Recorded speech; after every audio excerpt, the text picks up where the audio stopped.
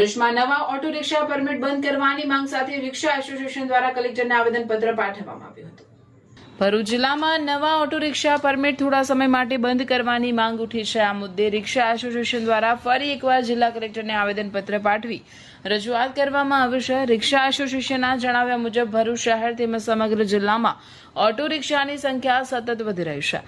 રિક્ષાઓની વધતી સંખ્યાના કારણે શહેરમાં ટ્રાફિકની સમસ્યા વકરી રહી હોવાનું એસોસિએશનનું કહેવું છે, જેને પગલે ટ્રાફિકની સ્થિતિને ધ્યાનમાં રાખીને નવા ઓટો રિક્ષા પરમિટ તાત્કાલિક ધોરણે રોકવાની માંગ કરવામાં આવી છે।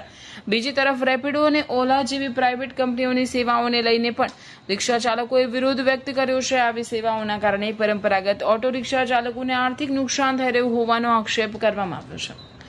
રિક્ષા ચાલકોના હિતમાં પ્રાઇવેટ કંપનીઓની સેવાઓ પર નિયંત્રણ લાવવા તેમજ નવા ઓટો રિક્ષા પરમિટ પર ટૂંકા સમય માટે રોક લગાવવા જય ભારત રિક્ષા એસોસિએશને પ્રમુખ આબિદ મિર્ઝા જિલ્લા કલેક્ટર સમક્ષ માંગ કરી છે। જય હિન્દ, જય Bharat auto rickshaw association Bharuch જિલ્લા ઘણા સમયથી અમે ભરૂચ કલેક્ટર સાહેબને રજૂઆત રાખી હતી 2024માં કે નવા પરમિટ બંધ કરવામાં આવે। જ્યારે 20,000 રિક્ષાથી આજે 2026માં લગભગ 25,000 જેવી રિક્ષા થઈ ગઈ। ભરૂચના રોડ રસ્તા બહુ સાંકડા છે। એ સાંકડાના લીધે ટૂંક સમય માટે 10 વર્ષ સુધી નવા પરમિટ બંધ કરવામાં આવે, જેનાથી રિક્ષા ચાલકોને ફાયદો થાય અને ટ્રાફિકનો ઘમસાણ બી ઓછું થાય। અને બીજી વાત, ભરૂચ અને અંકલેશ્વરના અંદર આ રેપિડો, ઓલા, ઉબેર જેવી ગાડીઓ ચાલુ થઈ છે, જેનાથી રિક્ષા ચાલકોનું શોષણ થાય છે।